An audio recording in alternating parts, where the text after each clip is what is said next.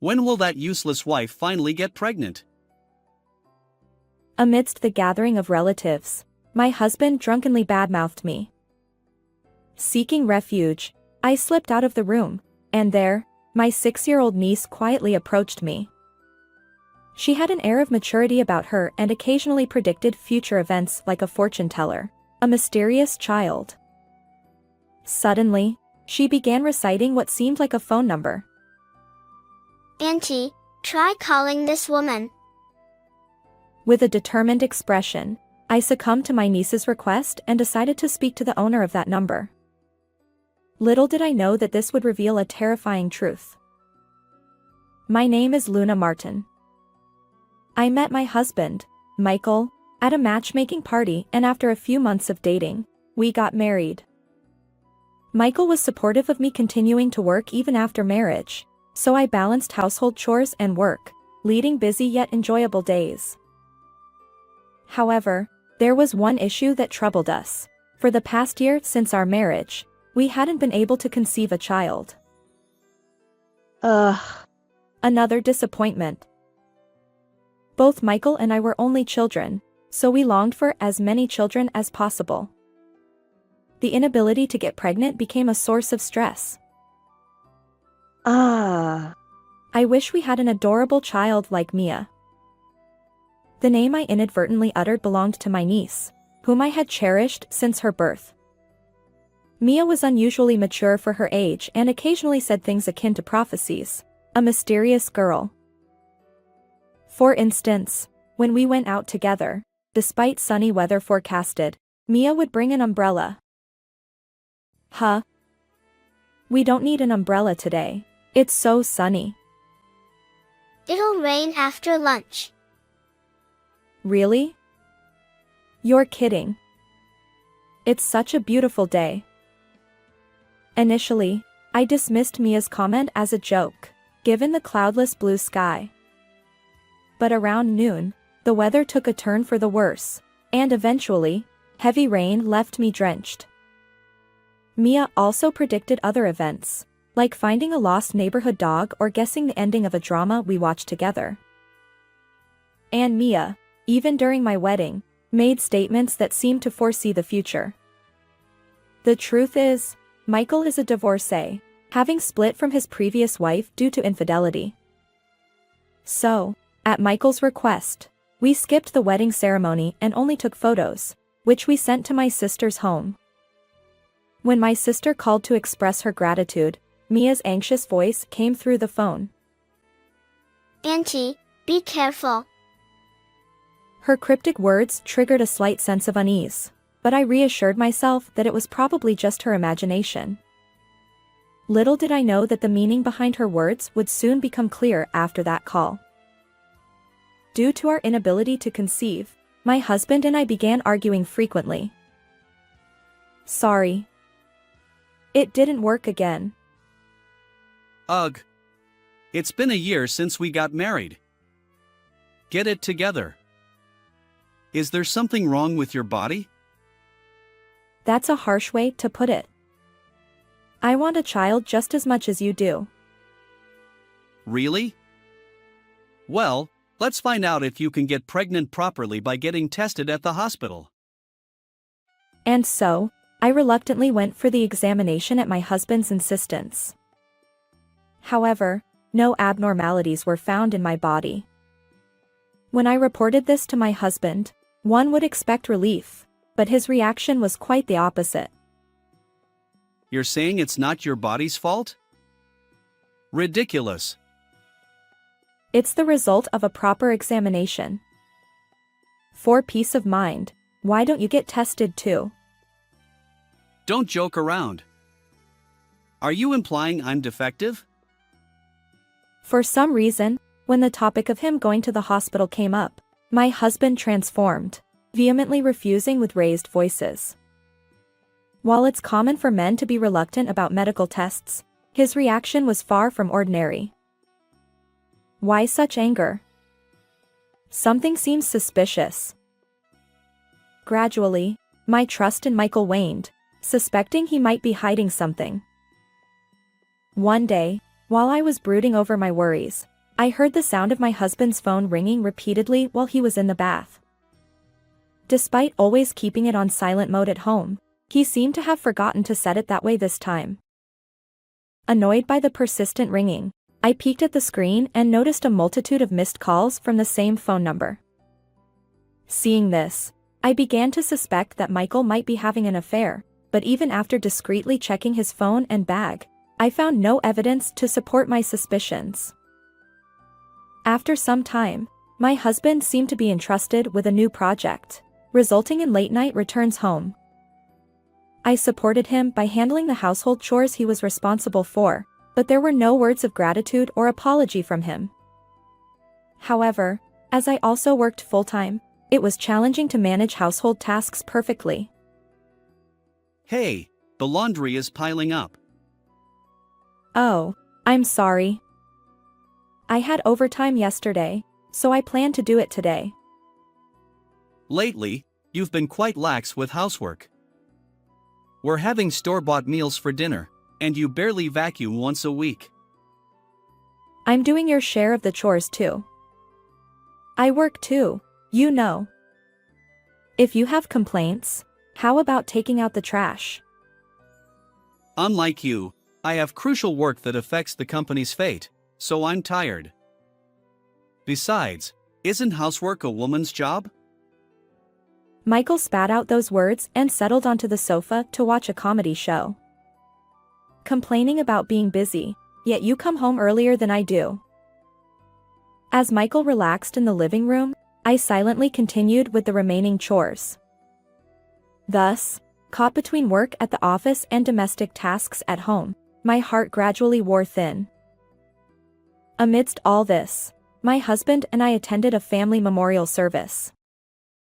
After the solemn ceremony, the gathering transitioned to a meal, with women bustling around, serving drinks to the men. Although my husband was meeting my relatives for the first time, his natural charm quickly won them over, and he engaged in friendly banter over drinks. While everyone praised him as of the kind and wonderful husband, my niece alone regarded him with a wary expression, an unforgettable moment. Then, fueled by alcohol, Michael blurted out disparaging remarks about me to our relatives. My wife claims she's fine after the tests, but something seems fishy. After all, we're still struggling to have a child. As I carried dishes to Michael's table, I overheard him spreading gossip about me. Though others gently scolded him, Michael's momentum didn't wane. When will that inadequate wife of mine finally get pregnant? Unable to bear his words, I rushed out of the venue, tears streaming down my face. Why did he say that, especially in front of our relatives? Just then, my niece Mia came searching for me. Auntie, are you here? She peered at my face and gently held my hand, calming my nerves. I hurriedly tried to return to the memorial service venue, but Mia stopped me. Then, in a hushed voice, she began reciting a series of numbers, a phone number, it seemed. I thought of this number when I saw your husband's face earlier. Call it.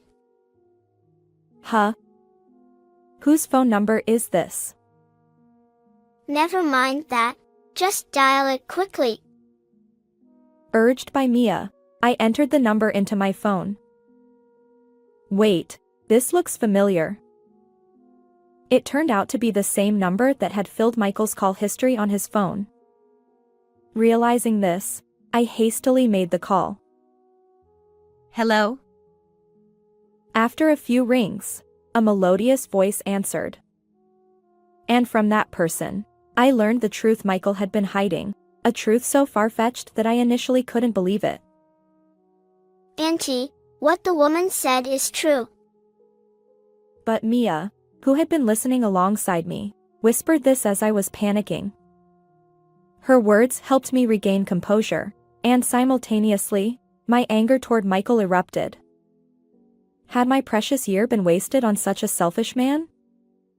As I hung up the phone, I noticed that the memorial service was about to conclude. With Mia by my side, I left the scene. As we hurried back to the venue, our relatives were already tidying up after the meal, preparing to leave. Hey, where were you? We should head home soon. Spotting me, Michael reached for my arm. Stop. I instinctively shook off his hand and turned on the speakerphone of my phone. Just as Michael, rejected and visibly angry, was about to ask what I was doing, a woman's voice came through the phone. So Luna's words were true after all. Nice to meet you all. I'm Michael's real wife, Cindy. The moment Cindy's voice reached him, Michael's face turned pale, and the surrounding relatives buzzed with unease. Yes, the owner of the phone number Mia had given me was Michael's true wife. Michael had fought with her for some reason and left home. Yet, without officially divorcing, he had somehow carried on a sham marriage with me. I had trusted him to handle the marriage registration, never suspecting he hadn't submitted it.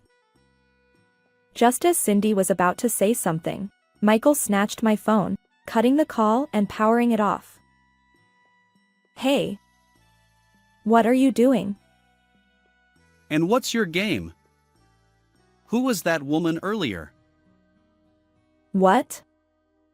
Weren't you listening? She's your wife. The real one. Come on, what grudge do you have against me? Cut the charade. Our exchange unfolded while the watching relatives held their breath, sensing the tension. After a tense exchange, the person we had been waiting for finally appeared. Michael, we finally meet. I've been searching for you. The truth was that Cindy, Michael's real wife whom I had spoken to on the phone earlier, had arrived. Carrying shopping bags, she confidently entered the room, wearing a smile that bordered on intimidation. Why are you here? Luna told me about this place. Coincidentally, I was shopping nearby, so I came straight here. With a grin, Cindy pulled an envelope from her bag and handed it to Michael. It's a good thing I always carry it. As he hesitantly opened the envelope, it revealed divorce papers and some other documents. When I tried to look at the papers, Michael stopped me. What's that? It's just the results of a health check. Well, then why not show it? Persistently pressing him, Cindy dropped a bombshell. You won't show it, will you? Because it states that the cause of infertility is you. Her words caused even more commotion among the relatives. After all, Michael had been blaming me for our inability to have children. Under their cold stares, Michael remained speechless. Afterward, Cindy began sharing the real reason Michael had left home. As it turns out, Cindy faced a similar situation to mine. Despite no issues on her end, she struggled to conceive, and Michael would make hurtful remarks. Fueled by anger, Cindy secretly purchased a testing kit and discovered that Michael was the one with fertility challenges. She intended to support him through infertility treatments, but Michael's reaction was explosive. Why did you test me without my consent? And men can't be infertile. You've wounded my pride. I'll get out of this house. True to his word, he left without listening to Cindy's side of the story. While most of the situation became clear, I still wondered why Michael hadn't divorced Cindy and instead entered into a sham marriage with me.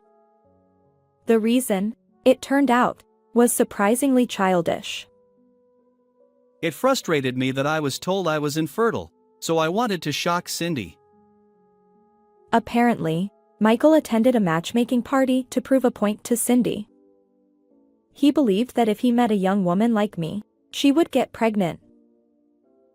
My plan was to have a child with Luna and then flaunt it to Cindy before serving her divorce papers. When Michael uttered those words, both the relatives and I were genuinely appalled. You're truly despicable, trampling on Luna's feelings. Enough already. Sign the divorce papers.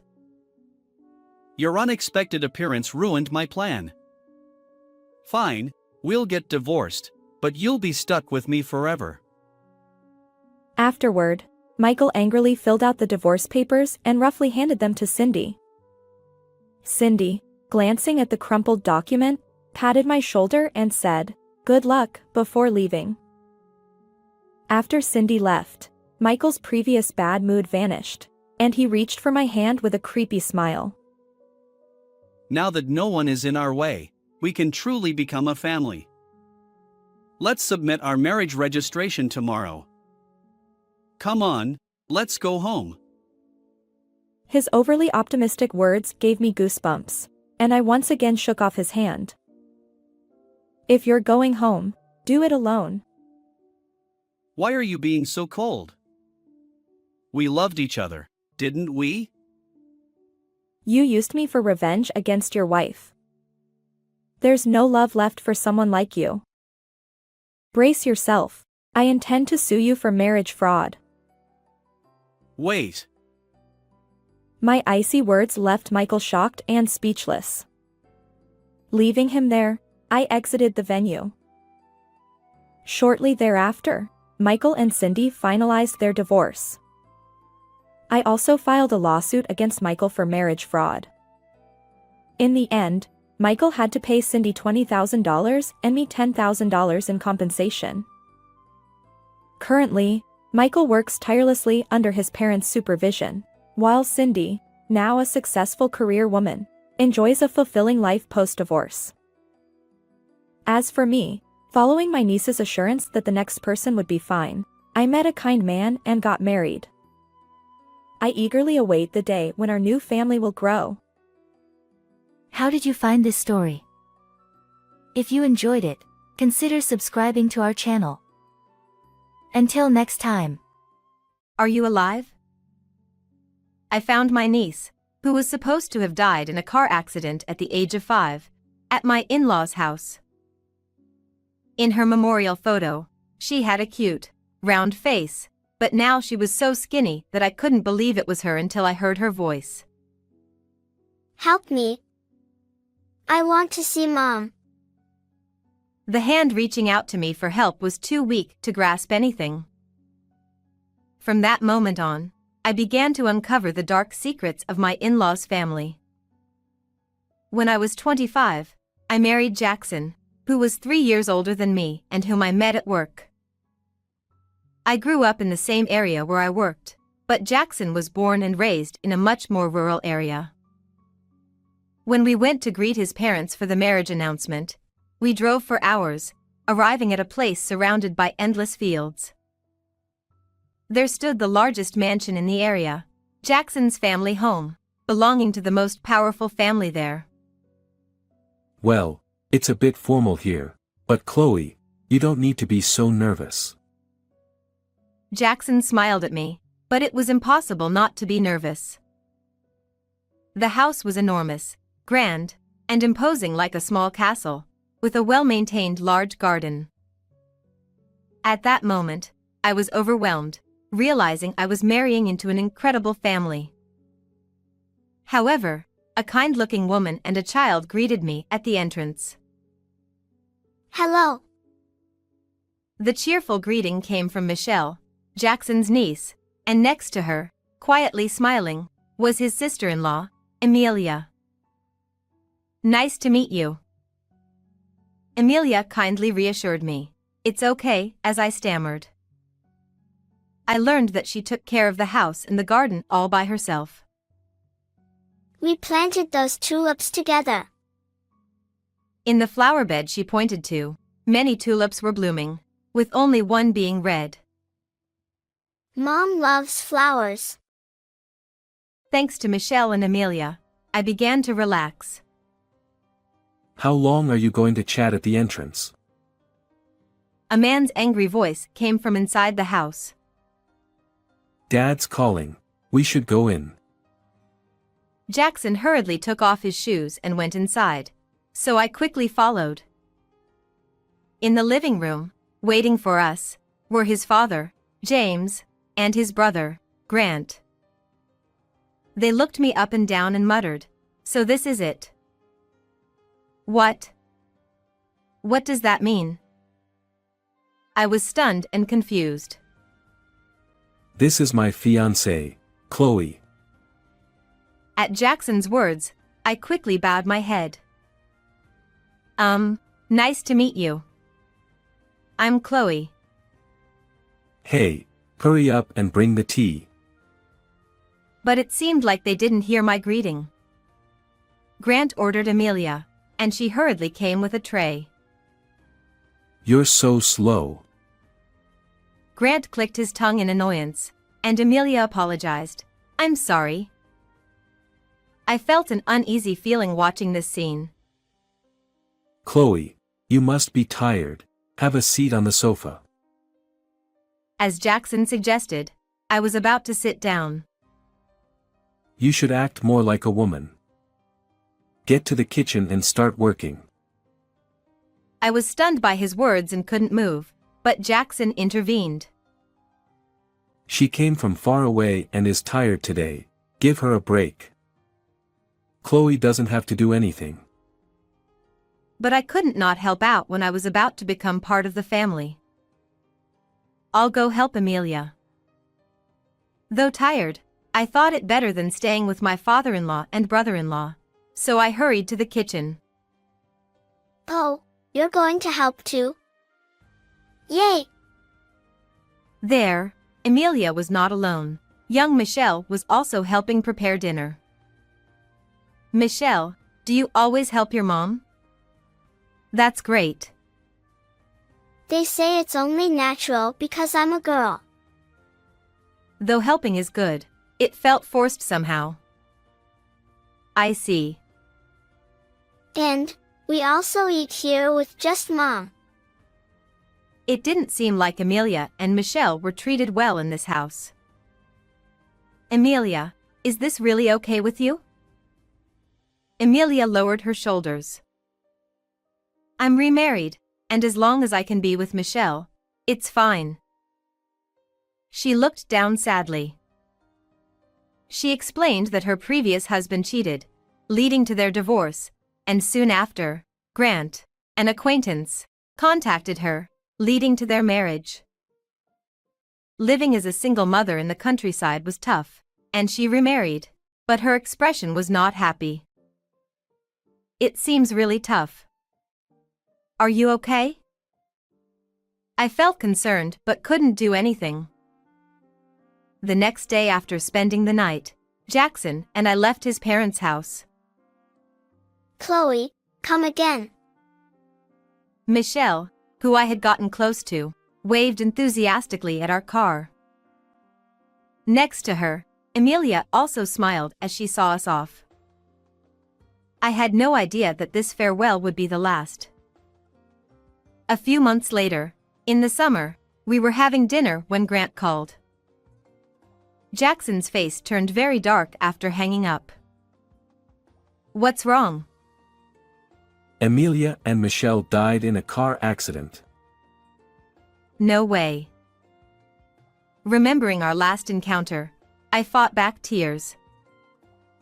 Then we should hurry to help with the funeral. But Jackson hesitated and looked away. they died a week ago, and the funeral is already over. What? Since Amelia was a second wife and Michelle wasn't Grant's biological child, they only had a cremation without inviting anyone. That's just too cruel. Yeah, it's terrible. Jackson, looking down, was also crying. He had noticed the way his father and brother treated Amelia and Michelle and had tried to warn them. Stay out of it. You are the second son. His father had sternly told him. He had shared with me earlier. We spent that night unable to sleep, tormented by the regret of not being able to do anything for Amelia and Michelle. Half a year later. We were directly invited by my in-laws to come back for New Year's greetings to the neighbors. We postponed the wedding because of everything that happened. Now my family insists on gathering everyone for New Year's and introducing you. His father and brother had forcibly insisted, and Jackson couldn't refuse. I'm sorry, Chloe. But can you come with me? Seeing Jackson bow his head apologetically, I nodded despite my own reservations.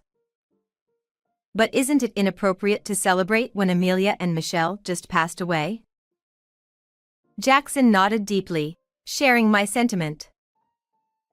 Although it felt somewhat improper, we couldn't say no if the family insisted. I convinced myself they were trying to fill the void and decided to accompany Jackson to his family's home. When we arrived, the house was bustling with many people like a festival. Relatives and locals had gathered. Grant noticed us and approached. Thanks for coming today.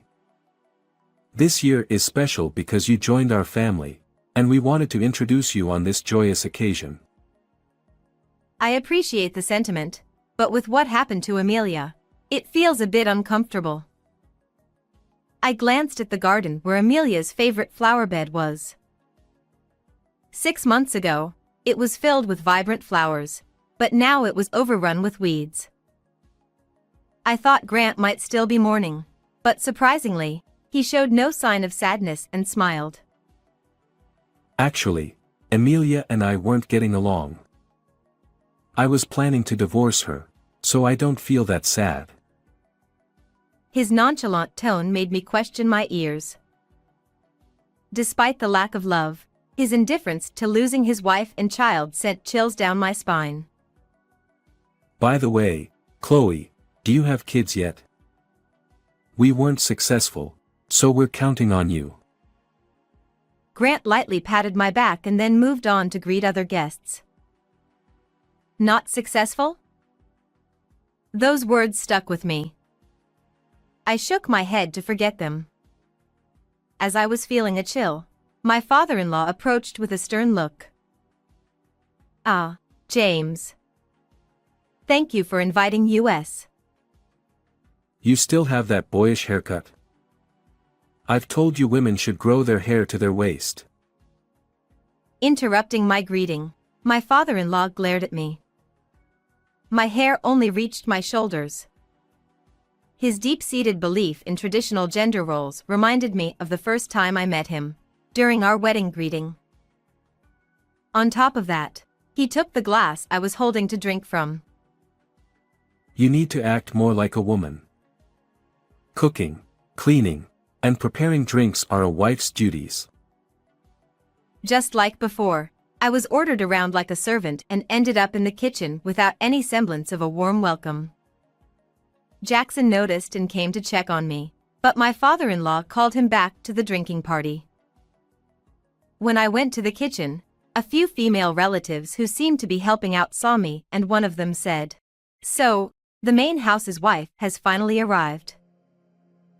She left without greeting me. So, this is how my New Year's holiday will end. Feeling disheartened by the mountain of dishes, I silently continued my work. The invitation to celebrate was just an excuse. They needed a housekeeper. Amelia, you went through this every year too. I had somewhat braced myself for this, but doing it alone felt much more discouraging. I remembered Michelle's smile and Amelia's gentle face, which only made me feel lonelier. A few hours passed, and before I knew it, it was past midnight. The new year had arrived. My father-in-law and the relatives got up and headed towards the entrance. We're going to the church now. Everyone, get ready. I rushed out of the kitchen to prepare, only to be met with a fierce glare from my father-in-law. The wife stays behind to clean the house and prepare more drinks. We'll drink again when we return, so stay and work. Father, that's not fair to Chloe. I'll stay and help her. Jackson intervened, but my father-in-law clicked his tongue. What kind of woman would make a man do housework? This is proof Jackson isn't properly disciplined. Jackson shrunk back at his father's words. I'm fine. Please, go ahead. I gave up and answered, and Jackson looked at me apologetically. We'll be back in an hour. Just do what you're told and nothing more. I didn't understand what he meant by nothing more. What? I asked, and he pointed to a room I had never been in.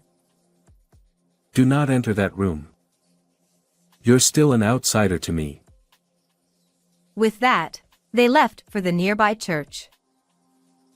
In the now silent house, I let out a big sigh and began preparing for the second round of drinking.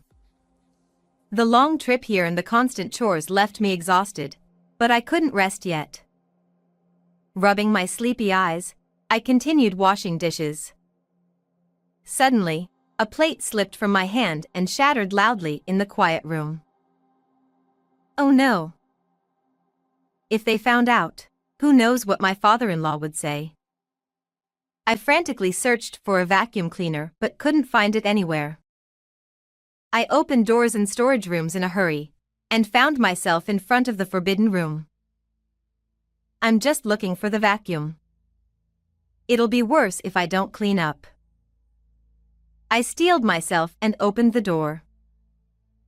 Immediately, I found the vacuum cleaner and reached for it. Good, now I can clean up without them knowing. I breathed a sigh of relief and looked around. The room was empty. Why can't I enter this room? As I wondered, I heard a strange noise. What? What's that? Was it a ghost? I froze, listening closely. The sound was like something heavy being dragged. In the silent room, it was oddly loud. The sound seemed to come from the ceiling. Maybe an animal got into the attic? Better than a ghost, I thought, but now I was curious about the attic. There are no ghosts. Despite my fear, curiosity drove me forward. I found stairs leading to the attic and cautiously climbed up. What I saw exceeded my worst fears. A child. And chained. In the cobweb-filled darkness, a small girl was curled up. Her hands were bound, preventing escape. I couldn't tell if she was real or a ghost, and I panicked. I'm hungry. I recognized that voice. My heart raced, and I rushed over, lifting her long bangs to reveal her face. Michelle? You're alive? It was Michelle, who was supposed to have died in the accident with Amelia 6 months ago. She looked at me blankly, emaciated but unmistakably Michelle. Aunt Chloe? Help me. I want to see Mommy. The chain was hooked high, out of her reach. I unhooked it and carried her to the kitchen. I made some soup and slowly fed her. Color returned to her cheeks. Why were you in there? She couldn't have wandered in by accident. Where's Mommy? I want to see Mommy. She suddenly started crying. It was odd. No matter how much I cried, she never came. Is Mommy okay? It was as if she didn't know about the accident. Michelle, do you not know? Know what? I couldn't tell her the truth. I changed the subject. Were you always in the dark? Yes. Uncle and Grandpa locked me up. I was scared. Her uncle was Grant, her stepfather. He never earned her trust enough to be called Daddy. Why would they do such a thing? I didn't understand Grant and my father-in-law's motives, but it wasn't safe to stay. I wrapped Michelle in a blanket and hid her in the back seat of my car. Aunt Chloe, are Mommy's flowers blooming? On the way, Michelle, sleepy after eating, murmured. In Mommy's garden, there was one red tulip. She said something important is there. What? I was about to start the car but stopped at her words. Mommy said to give it to you and Uncle Jackson if anything scary happened. The garden was dark, and the flowers were dead. I had no idea where the tulip had been. Was the tulip over there? As I pondered, my father-in-law and the others returned from the church. Why are you outside? Is the food ready? We ran out of drinks, so I was about to go buy some. I quickly made an excuse and grabbed Jackson's hand, pulling him into the car. Please help me find a store. Okay. You drive. Jackson seemed to sense something and quietly got in. My brother-in-law tried to stop us, but I managed to drive off. What on earth is going on? Jackson seemed to think that I had stormed out because I couldn't handle the household chores anymore. So, I told him everything about Michelle. I can't believe this has been happening. As expected, he didn't know anything about it. Surprised, his drunkenness quickly faded as he turned around and pulled back the blanket in the back seat. Michelle was sleeping soundly, seemingly reassured. So, Michelle doesn't know her mother passed away, which means the story about them being in a car accident together was a lie. That's probably what it means. Even piecing together the limited information we had, we couldn't understand why things had turned out this way. So, I made a decision. I'm going to take Michelle to a safe place, and then I'm going back to your family's house to find what Amelia was hiding. It's too dangerous for you to go back.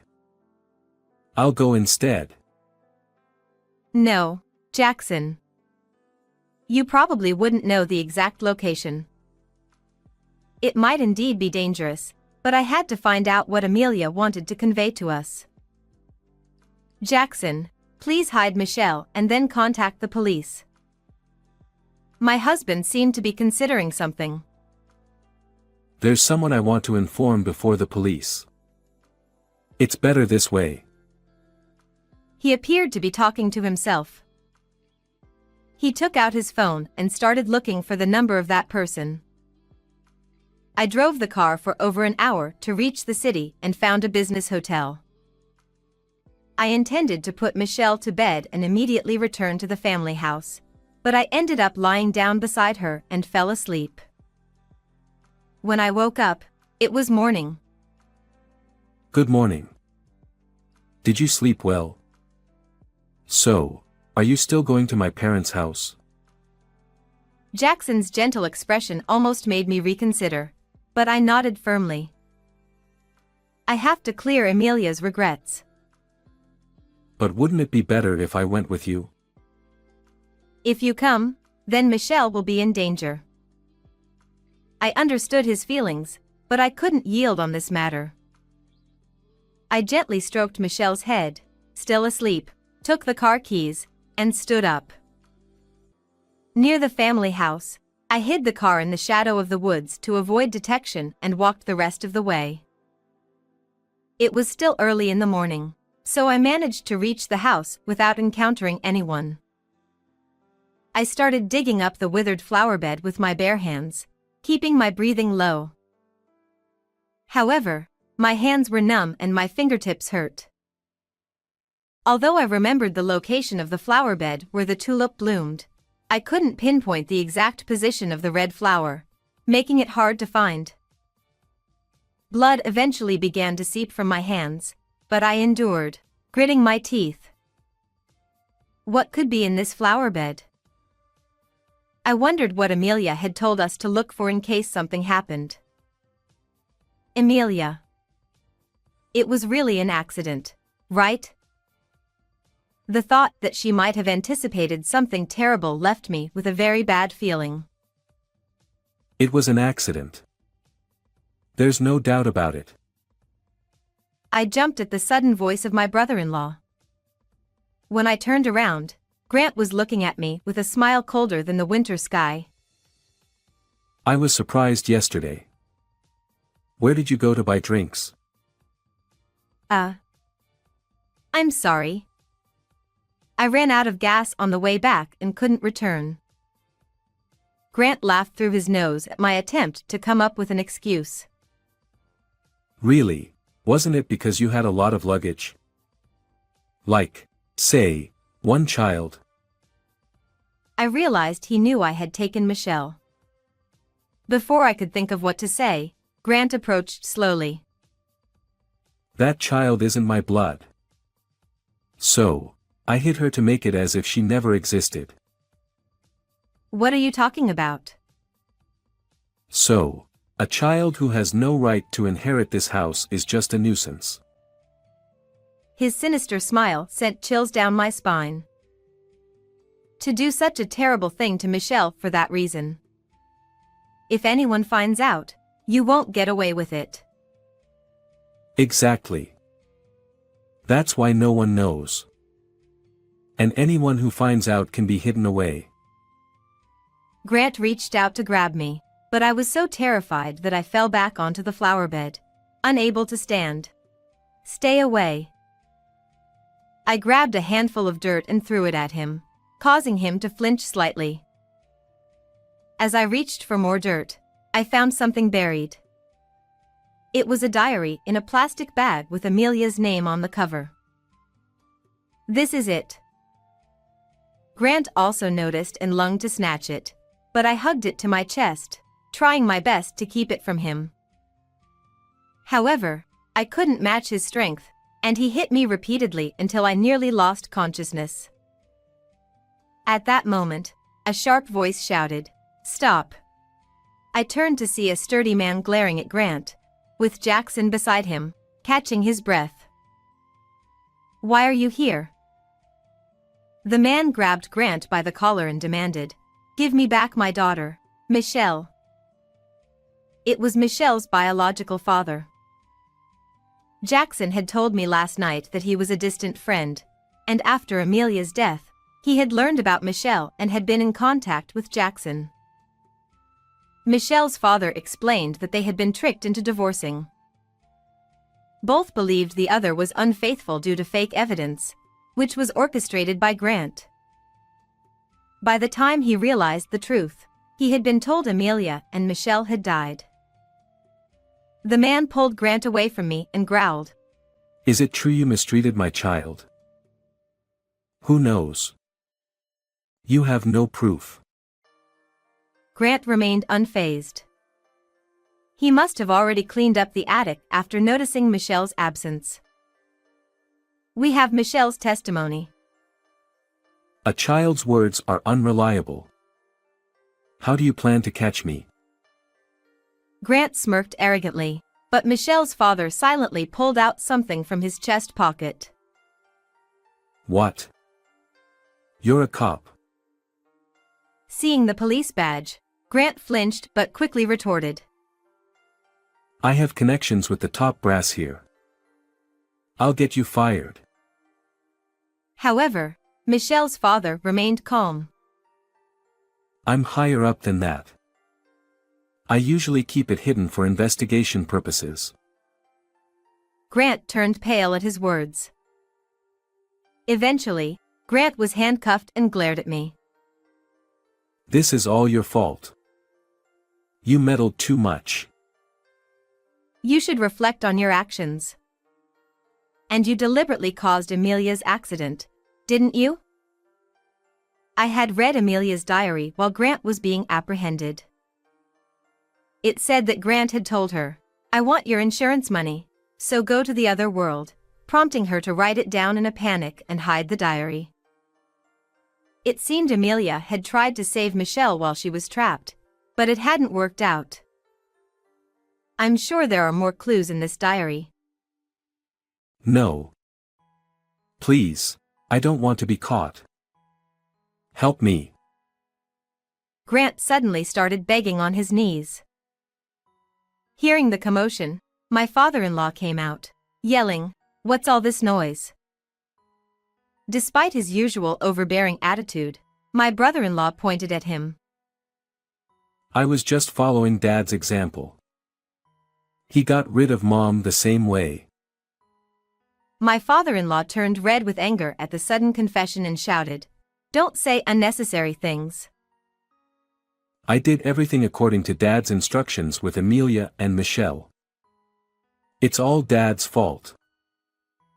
The scene was chaotic, with my brother-in-law acting like a child and my father-in-law yelling at him. Michelle's father firmly said, "You need to come to the police station too," and pushed them into the car without letting them protest. I can't believe this is happening. As the car drove away with the two inside, I sat there in a daze, unable to process the sudden turn of events. Jackson patted my head and said, "You did well." Later, I received news that Grant had been formally arrested. He would be judged by the law for his actions against Michelle and Amelia. It was also revealed that my mother-in-law, believed to have died of illness, had also been a victim of my father-in-law's schemes. Neither of them would ever leave prison. I hoped they would regret their actions in their dark cells. Michelle was taken in by her biological father and now lived with her grandparents. The last time I saw her, she smiled at me just like the first time we met. Aunt Chloe, I was so happy when you saved me. Thank you. Her tears as we parted were warm as I wiped them away. I wanted her to be happier than anyone else after enduring such a cruel tradition.